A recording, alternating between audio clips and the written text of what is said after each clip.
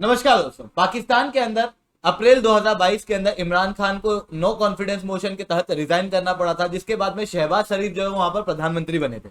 अभी रिसेंटली इमरान खान और शहबाज शरीफ के बीच में पॉलिटिकल कॉन्फ्लिक्ट देखने को मिलते हैं, जहां पे इमरान खान अपनी अलग रैलियां निकालते हैं और शहबाज शरीफ जो है वो उनके ऊपर अलग आरोप लगाते हैं। अभी इमरान खान के ऊपर गोली भी लग गई थी। तो इस तरीके का पॉलिटिकल क्राइसिस जो है वो हम लोगों को पाकिस्तान के अंदर देखने को मिल रहा है। हालांकि पाकिस्तान के अंदर पहले से इकोनॉमिक क्राइसिस चल रहा था। इस पॉलिटिकल क्राइसिस की वजह से पाकिस्तान के अंदर जो इकोनॉमिक क्राइसिस है वो और ज्यादा ग्रेव हो गया। अभी पाकिस्तान की इकोनॉमी की हालत बद से बदतर हो चुकी है। मतलब वहां पर बजट डेफिसिट 5200 बिलियन रुपीज हो चुका है, trade deficit 45 billion dollar, current account deficit 16 billion dollar, inflation rate 14% पे, इतनी महंगाई वहां पर चल रही है। साथ में लोगों के ऊपर डेप्ट 75% ऑफ द जीडीपी है। मतलब पाकिस्तान के ऊपर भारी डेप्ट है और केवल इस फाइनेंशियल ईयर के अंदर पाकिस्तान को 21 बिलियन डॉलर तक का डेप्ट जो है वो चुकाना है। पाकिस्तान के अंदर फॉरेक्स रिजर्व जो है वो लगातार घट रहे हैं। जैसे क्या होता है, कोई सी कंट्री बहुत ज्यादा इंपोर्ट डिपेंडेंट होती है या फिर बहुत ज्यादा वहां पर से करेंसी आउटफ्लो होती है, तो फॉरेक्स रिजर्व जो है वो लगातार घटते हैं। पाकिस्तान के फॉरेक्स रिजर्व जो है वो लगातार घट रहे हैं। रिसेंटली पाकिस्तान के अंदर आईएमएफ के द्वारा यह बताया गया कि 7th और 8th क्वार्टरली रिव्यू के अंदर कि पाकिस्तान को लगभग 33 से 34 बिलियन डॉलर चाहिए इमीडिएटली हेल्प के रूप में।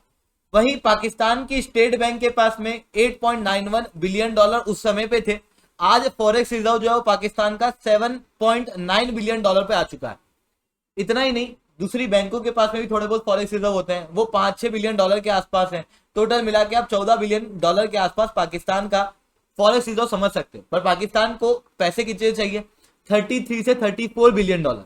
इवन पाकिस्तान अभी भी लगातार इंपोर्ट कर रहा है, जिसके कारण से भारी फॉरेक्स रिजर्व जो है वहां पर जा रहा है। इवन पाकिस्तान के अंदर रिसेंटली हम लोग को यह भी देखने को मिला था कि पाकिस्तान के अंदर जितने लग्जरी आइटम है उनके इंपोर्ट के ऊपर बैन ही लगा दिया गया था। हालत बहुत बुरी चली गई थी पाकिस्तान के अंदर, जिसके बाद पाकिस्तान की इकोनॉमी जब भी नीचे जाती है वो दो देशों की तरफ देखता है, एक है चाइना, एक है सऊदी अरेबिया। इस बार भी ऐसा हुआ, जिसके बाद में चाइना के पास में पाकिस्तान पहुंचा। चाइना के अंदर जी जिनपिंग अभी अभी वापस से प्रेसिडेंट बन के उभर के आए हैं, क्योंकि वहां की कांग्रेस की मीटिंग हो गई है। तो उसके बाद में पहले व्यक्ति जो जी जिनपिंग से मिलने गए थे, पहले हेड ऑफ स्टेट, वो शहबाज शरीफ थे पाकिस्तान से, और उन्होंने लगभग 9 बिलियन डॉलर की मांग की, जिसके अंदर बैंकों के लिए लोन मांगा 3.3 बिलियन और करेंसी स्वैप एग्रीमेंट के तहत 1.45 बिलियन डॉलर, फ्लड रिलीफ के लिए पैसे मांगे 8.75 बिलियन डॉलर जो है वो इस तरीके से पाकिस्तान द्वारा चाइना से मांगे गए, जिसके लिए चाइना ने अप्रूवल भी दे दिया है। सऊदी अरेबिया से इन्होंने 4 बिलियन डॉलर मांगे, और 4 बिलियन डॉलर के अंदर किस तरीके से मांगे? एक्चुअली में हुआ यह था कि दिसंबर 2021 के आसपास पाकिस्तान को लोन दिया गया था सऊदी अरेबिया के द्वारा 3 बिलियन डॉलर का। ये लोन दिया था लगभग 4% ब्याज दर पे।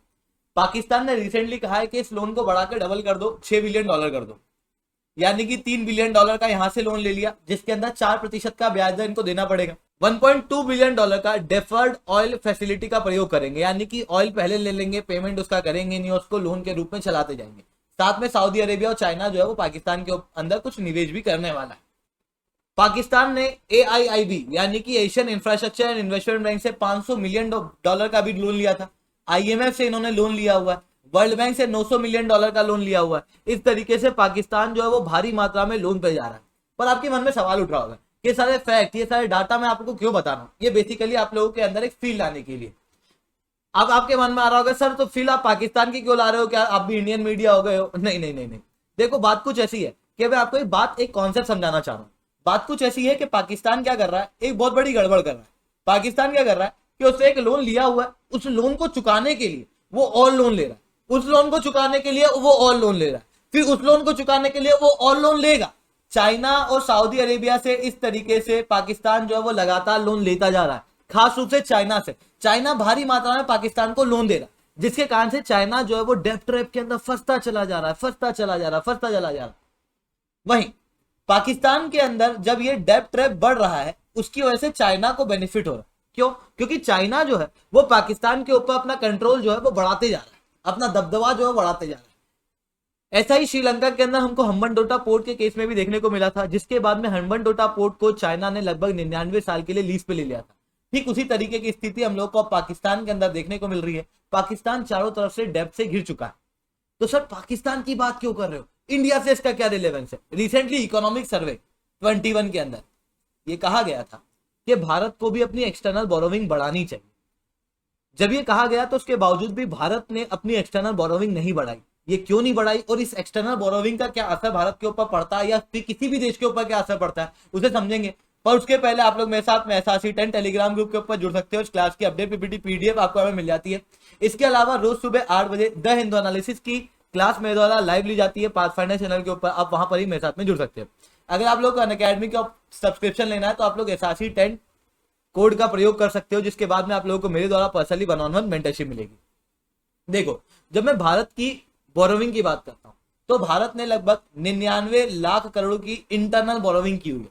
मतलब देश के अंदर बैंक, NBFC, गवर्नमेंट सिक्योरिटी वगैरह निकाल के भारत ने लोन लिया हुआ है। ये लोन जो है वो इंडिया का लोन है, इंडियन से लिया हुआ लोन है, और इस लोन के ऊपर कोई अलग से बहुत ज्यादा ब्याज दर नहीं देना पड़ता है।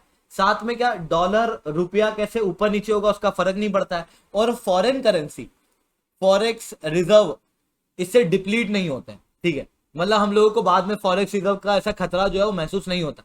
भारत ने एक्सटर्नल बोरोइंग केवल 6.15 लाख करोड़ की हुई है। इकोनॉमिक सर्वे ने बताया था 2021 के अंदर कि भारत को ये आंकड़ा जो है वो बढ़ा लेना चाहिए, एक्सटर्नल बोरोइंग जो है वो इंक्रीज कर लेनी चाहिए। पर जैसे पाकिस्तान ने, श्रीलंका ने, इन्होंने एक्सटर्नल बोरोइंग बढ़ाई तो ये लोग इकोनॉमिक क्राइसिस के अंदर आ गए। ये इकोनॉमिक क्राइसिस के अंदर क्यों आ गए? क्योंकि कुछ कॉन्सेप्ट है। एक है रिकार्डियन इक्विवेलेंस। रिकार्डियन इक्विवेलेंस क्या कहता है कि जब भी किसी देश के अंदर डेफिसिट बहुत ज्यादा बढ़ जाता है, यानी कि ट्रेड के अंदर इंपोर्ट कर रहे हैं, एक्सपोर्ट नहीं कर रहे हैं, लोन ही लोन लिए जा रहे हैं, बाहर इन्वेस्टमेंट नहीं कर रहे हैं, तो ऐसी कंडीशन में देश के ऊपर लोन बढ़ता है। देश के ऊपर जब लोन बढ़ता है तो देश को वो लोन चुकाना होता है आगे जाके। जब उस लोन को चुकाना रहेगा तो फिर देश क्या करेगा? अपनी इनकम बढ़ाएगा। अब किसी भी गवर्नमेंट की इनकम क्या होती है? तो गवर्नमेंट की इनकम होती है टैक्स। तो गवर्नमेंट क्या करेगी? टैक्स बढ़ाएगी।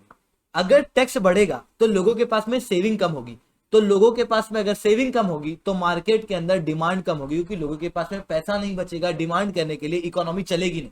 इकोनॉमिक क्राइसिस की सिचुएशन जो है वो देखने को मिलेगी। इवन अगर ज्यादा टैक्स हो जाता है, ठीक है, अगर आप सोचो कि आपकी इनकम का 70% टैक्स में जाता, केवल 30% आपको मिलता, तो लोगों के अंदर फिर काम करने का वो उत्साह नहीं रहता। इवन कई सारे लोग काम ही नहीं करने जाते क्योंकि 100 रुपया कमा रहे हैं जिसमें 70 रुपया तो टैक्स के फॉर्म में जा रहा है, 30 रुपया मेरे को मिल रहा है। इससे अच्छा तो काम ही नहीं करूं, मैं मेहनत ही नहीं करूं। ठीक है, भोजन तो कैसे कैसे करके पेड़ वेड़ से तोड़ तुड़ा के खा लूंगा। तो उस तरीके की चीजें जो है वो देखने को मिलती है। सेकंड चीज होती है एक्सटर्नल बोरोइंग की वजह से एक्स्ट्रा मनी जो है वो प्रिंट करनी पड़ती है। जैसे किसी देश के ऊपर बहुत ज्यादा लोन बढ़ गया और वो लोन जो है वो नहीं चुका पा, ऐसी कंडीशन में जो क्रेडिट रेटिंग कंपनीज होती हैं, जो किसी भी देश को क्रेडिट देती है, रेटिंग देती हैं, वो रेटिंग देने वाली कंपनियां उसकी रेटिंग घटा देती है। जैसे इंडिया अगर बहुत लोन लेगा तो उसकी रेटिंग घट जाएगी, पाकिस्तान ने बहुत लोन ले रखा है तो उसकी रेटिंग घट रही है, श्रीलंका ने जब ज्यादा लोन लिया तो उसकी रेटिंग जो है वो घटा दी गई इन क्रेडिट रेटिंग एजेंसी के द्वारा, जिसके बाद में उस देश के गवर्नमेंट सिक्योरिटी के अंदर कोई निवेश नहीं करता।